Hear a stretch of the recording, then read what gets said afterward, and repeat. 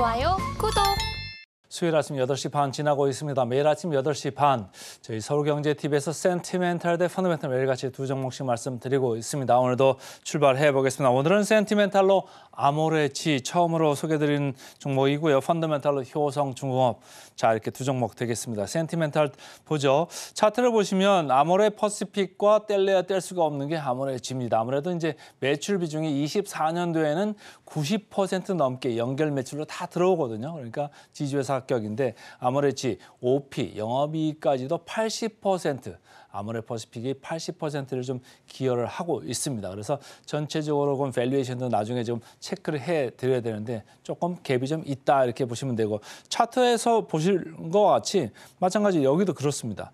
빨간 줄로 표시된 아모레 퍼시픽이 있고 아모레치고 있는데 최근에 갭이 좀 상당히 발생을 했다. 지난 7월 이후에 좀 발생을 했네요. 갭이 좀 채워질 수 있다. 그런 생각을 하는 외국인 기관이 어제 처음으로 제 레이더에 포착이 됐습니다. 물론 이제 아모레 퍼시픽 같은 이제 그 회사는 아주 고가, 중가도 있습니다만 큰 대형 화장품사잖아요. 이렇게 매스 마켓을 상대로 했었는데 여기보다는 최근에 이제 인기 있던 거는 ODM이나 OEM 이런 쪽의 그 화장품 회사들 주가가 아주 좋지 않았습니까? 그러니까 주가가 이렇게 대형 화장품 업체들의 주가는 상대적으로 부진했습니다. 이렇게 녹색으로 보시면 제가 추적 관찰하고 있는 7개 회사 화장품주가 있는데 여기에 대비해서 아모레 퍼시픽은 성적이 아주 안 좋았고 아모레치는 더 안 좋았습니다.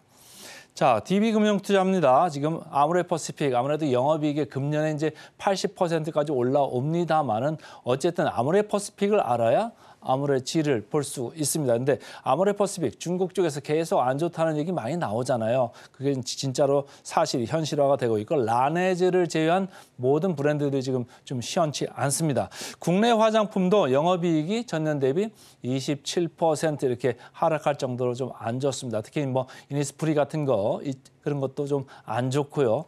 해외 쪽 적자가 중국 쪽에서 적자가 좀 확대가 되고 있다. 그나마 다행인 것은 최근에 에뛰드나 에스쁘아모아나 그런 쪽으로 조금 브랜드들이 중가 대열 브랜드들이 조금 그나마 선전을 하기 시작한 게 좀 플러스고 곧 나오겠습니다만은 지난 10월 말에 국내 화장품 회사 하나를 인수했습니다. 그게 연결로 바로 내년 5월부터 들어옵니다.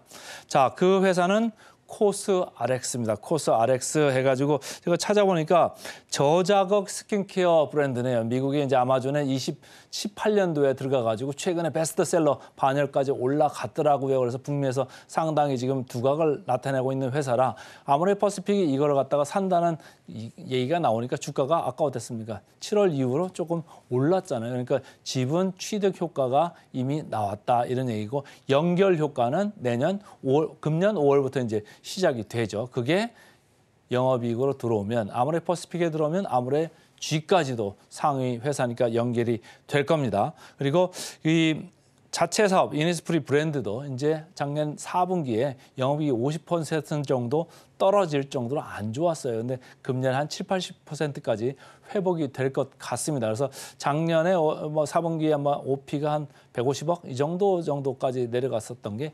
250억대로 다시 회복할 수 있다. 정상적으로 가려면 예전에는 한 300억대도 나온 게 숫자가 있습니다만 일단은 그 정도로 회복할 수 있다. 이렇게 보시면 되겠습니다. 자, 네이버 페이증권에서 이렇게 보면은 주가가 쭉 올라가려고 여기서 이제 틀을 잡는 거겠죠. 한번 들쭉날쭉을 할 수 있습니다만 최근에 아모레 퍼시픽이 조금 움직이는 경향이 있거든요. 그러니까 아모레 G도 같이 좀 그걸 봤는데 쌍끌이 매수가 좀 포착이 됩니다. 자, 공매 잔고로 봤을 때 상당히 많이 내려와 있어요. 그러니까 여기서 추가적으로 줄어들 수도 있겠죠. 줄어든다는 얘기는 환매수가 들어온다 이런 얘기인데 여기보다는 신규 매수세일 가능성이 좀 있겠다. 이미 공매는 많이 내려왔잖아요. 그러니까 공매를 쳤던 사람들이 이거를 다 산 거예요. 그동안 주가가 쭉 내려오면서 이거를 차익 실현을 했다. 내려오면은 차익이 생기는 게 공매도지 않습니까? 그래서 차익 실현을 했고 여기서부터는 들어오면 신규 매수로 좀 읽으시면 될 것 같습니다. 자, 역사적 밸류 밴드 아모레치로 봤을 때 아주 형편이 없죠. 역사적 밸류 밴드 하단에 이렇게 쑤셔 박혀 있습니다. 상당히 내려와 있고요. PER로 보는데 어제 어떤 분이 왔는데 이제 에코프로를 PER이 뭐 몇 배입니다 이런 얘기를 하는데 저는 그 생각은 아주 반대입니다. 에코프로나 뭐 아모레츠나 이런 지주회사는요. PER로 평가를 하면 안 됩니다. PBR로 보든지 아니면 Net Asset Value, 순자산 가치 대비해서 어디에 가 있나 이걸 봐야지 PER로는 사실 측정하기 안 좋거든요. 실질적으로. 근데 어쨌든 PER로 일단 보겠습니다. 13.5배 그래가지고 뭐 시장 평균보다는 좀 높죠. 근데 실질적으로 보려면 이런 PBR을 봐야 됩니다. 이렇게 지주회사, 지분을 가지고 있는 회사는 PBR로 보는 게 맞습니다. 근데 아모레 퍼시픽이 1.7배 수준에 가 있는데 아모레츠는 0.6배에 가 있습니다. 그러니까 아모레 퍼시픽 연결법인의 영업이익이 80%나 들어오는데 이거 35%밖에 안 됩니다. PBR이.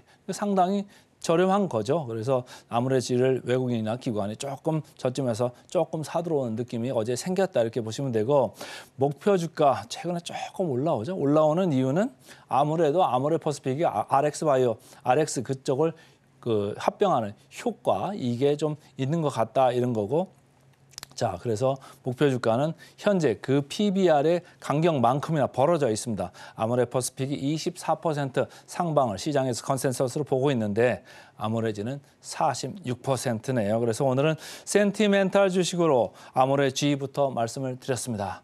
자 이제 펀더멘탈로 넘어가겠습니다. 펀더멘탈 제가 계속 반복적으로 몇 번 소개시켰던 그런 종목 되겠습니다. 효성중공업 다시 말씀을 드리겠습니다. 제가 제목을 악재 반영 끝났나 이렇게 제목을 잡아봤죠. 최근에 쭉 이렇게 악재 반영 한번 했고 쭉 조금씩 고개를 들고 있습니다. 다시 선두권으로 나서려고 하고 있는데 현대일렉트릭은 계속적으로 강세를 이어가고 있죠. 근데 이 둘 중에 어느 회사가 더 쌀까요?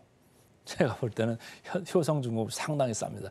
효성중공업은 그때 제가 말씀드릴 때는 효성이라는 이름 때문에 조금 저평가를 받는 경향이 있다 이렇게 좀 생각을 개인적으로 해보고 있습니다. 근데 효성중공업이 이 악재라는 게 4분기에 물량이 좀 이연되는 게 있었어요. 그걸 임단회 파면서 부분 파업이 좀 있었거든요. 그러니까 조금 물량 이연 효과도 있고 4분기에 좀 한꺼번에 일시에 떨어내는 빅베스라고 우리가 이렇게 충분히 얘기하는데요. 빅베스 효과가 있습니다. 그러니까 한번 떨어냈으니까 어떻죠? 24년에 풍선 효과로 확 더 올라올 수 있습니다. 그러니까 기저 효과가 낮아졌기 때문에 여기서는 확 베이스가 낮아져서 더 증가를 많이 할 거다. 그러니까 재무제표 상태는 더 건강해지고 그리고 이익 성장 모멘텀은 더 강해지는 24년이 될 수 있다. 그러면 밸류에이션은 어떨까요? 훨씬 쌉니다. 현대일렉트릭보다 훨씬 싸고 나중에 보여드리고요. LS일렉트릭, LS는요. 같은 이쪽 전력 인프라 쪽 하는 게 맞습니다만 최근에 주가는 반대로 가고 있습니다. 양쪽이 이렇게 벌어지고 있죠. 이게 왜 그럴까요? LS일렉트릭, LS는 2차 전지 관련해서 주가가 약간 반응을 과거에 했었기 때문에 최근에 2차 전지의 흐름에 일부주는 좀 동조해서 내려가고 있다. 그러니까 앞으로는 전력 인프라 하면은 효성중공업, 현대일렉트릭 이쪽으로 조금 나눠서 이렇게 볼 필요가 있겠다 개인적으로 생각을 해봅니다. 자, 신한투자증권입니다. 4분기 일시적으로 정체 구간이 있었습니다만은 잠시 쉬어갈 뿐이다. 전력 인프라 투자 호황 계속 이어지고 건설 부문도 있죠. 건설 부문이 지난번에 또 말씀드렸습니다. 부산의 해링턴 마레라고 하는 데 있는데 그렇게 부실화될 것 같지 않다라는 게 증권가 평가입니다. 그래서 이 회사는 목표가를 24만 원으로 9% 상향을 했네요. 상상인 증권에서도 24년에 해외 법인의 본격 성장에 주목한다. 미국 법인도 이제 작년에 BEP로 분기 단위로 돌았으니까 금년도부터는 영업 레버리지가 본격적으로 올라오기 시작할 거다. 인도 그리고 중국 쪽도 괜찮다. 중국 쪽은 이제 미국으로 수출하는 법이 있지 않습니까? 그러니까 다 괜찮을 수 있다라고 보면서 이 성장 모멘텀을 지금 주목을 하고 있습니다. 자 보시면 주가가 올라왔다고는 하지만 크게 올라온 거 없죠. 쌍끌이 매수가 다시 포착이 됐고요. 주가 재평가가 많이 돼 있습니다만 여전히 갈 길이 멀다 개인적으로 봅니다. 자, 밸류에이션 상당히 싸고요. 목표가 올라가고 있습니다. 그래서 목표가 대비 33% 남았네요. 그래서 오늘은 센티멘탈로 아모레지, 펀더멘탈로 효성중공업 두 종목 말씀드렸습니다. 좋아요, 구독!